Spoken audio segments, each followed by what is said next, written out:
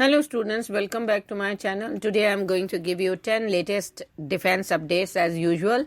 So number 1, BEL signs MOUs with ADA DRDO for Advanced Medium Combat Aircraft Program.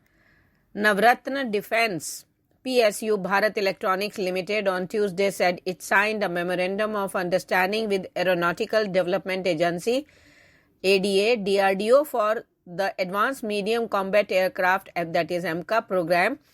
It also signed another MOU with CESCO for long-term strategic cooperation in the areas of networking, collaboration and security, among other associated services, the BEL said in separate press conference.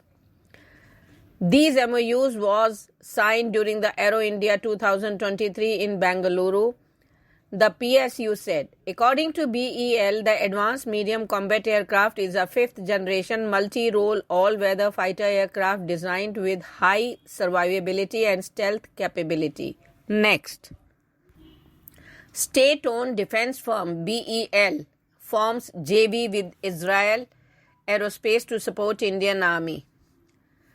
Defense PSU, Bharat Electronics Limited and Israel Aerospace Industry have concluded a memorandum of agreement to form a joint venture aiming at a single point of contact for extending long-term product support services for India's defense forces. The announcement was made by Union Minister of State for Defense Ajay Bhatt at Aero India 2023, the ongoing biennial air show exhibition at Yelahanka Air Force Station. Next, ICOMM signs TOT agreement with UAE government entity Small Arms Major CARACAL of Edge Group for defense articles. In India's defense manufacturing growth story, ICOMM, a group company of Mega Engineering and Infrastructures Limited, that is MEIL, has taken center stage. Today, ICOMM signed a partnership and licensing agreement with UAE-based edge entity CARACAL for the first ever transfer of technology in defense articles. As per the agreement, ICOMM will locally manufacture CARACAL's complete line of small arms for the Indian market under the Make in India and Atmanirbhar Bharat initiatives. The signing took place at the ongoing IDEX 2023 in Abu Dhabi, UAE, one of the largest tri-service defense exhibitions in the world. Next, Ukraine prez office head calls NSA Doval, seeks support for UN resolution.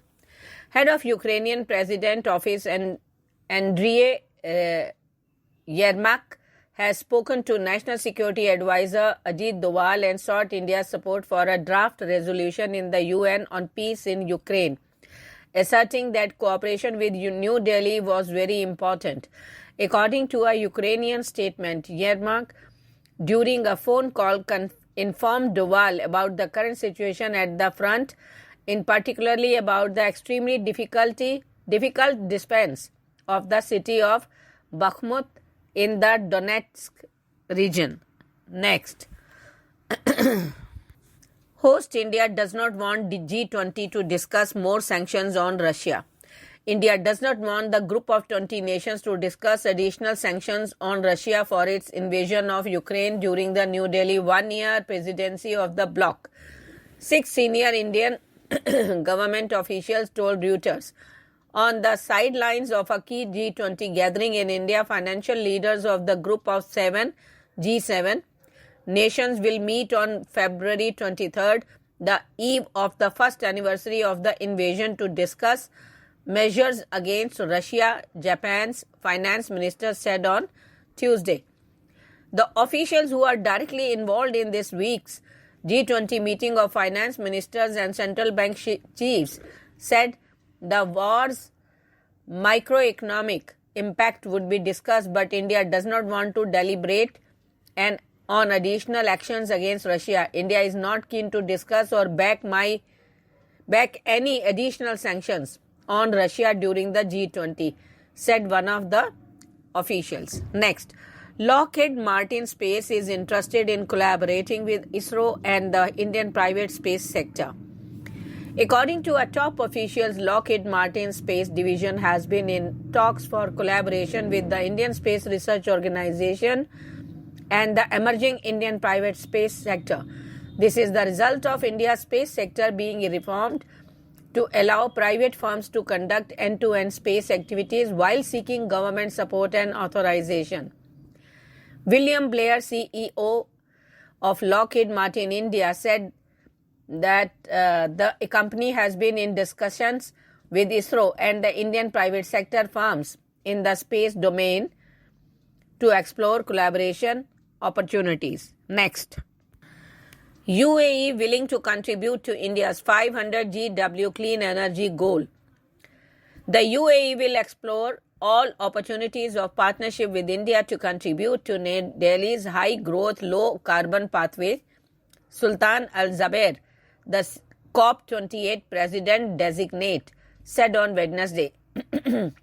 He also said the goal of limiting the global temperature increase to 1.5 degrees Celsius above pre-industrial level is just non-negotiable. Al-Jaber said India is on its way to becoming the third largest economy in the world, and this makes it one of the largest consumers of energy. As such, India's sustainable development is critical not just for itself but for the world. Next, Cochin Shipyard has begun work on 2 anti-submarine warfare vessels for the Indian Navy. Cochin Shipyard Limited, an Indian government ownership builder, has begun work on 2 anti-submarine warfare shallow water crafts for the Navy. The ceremony, known as kneel laying, is the formal recognition of a ship's construction. These vessels, temporarily designated as BY-524 and BY-525, will conduct subsurface surveillance in coastal areas to detect and neutralize underwater threats once built and formally commissioned into the Indian Navy. Next, Naga peace talks on. PM Modi's initiative will bear fruit. Union Home Minister Amit Shah on Tuesday said Naga peace talks were underway and hoped the initiative taken by PM Modi to bring lasting peace in the northeastern state would bear fruit. Addressing an election rally in Tuensang, Shah said there were some issues related to development and rights of eastern Nagaland, and those will be addressed after the assembly elections. There was an insurgency in Nagaland before 2014. We started the peace process. I am hopeful that the initiative of Prime Minister Modi will bear fruit in bringing lasting peace in the state with the preservation of Naga culture, language and tradition. Next, at first G20 meet, Finance Minister to discuss global economy debt. The first G20 finance ministers and central bank governors meeting under the G20 Indian presidency scheduled later this week is expected to discuss on addressing some of the key global economic issues.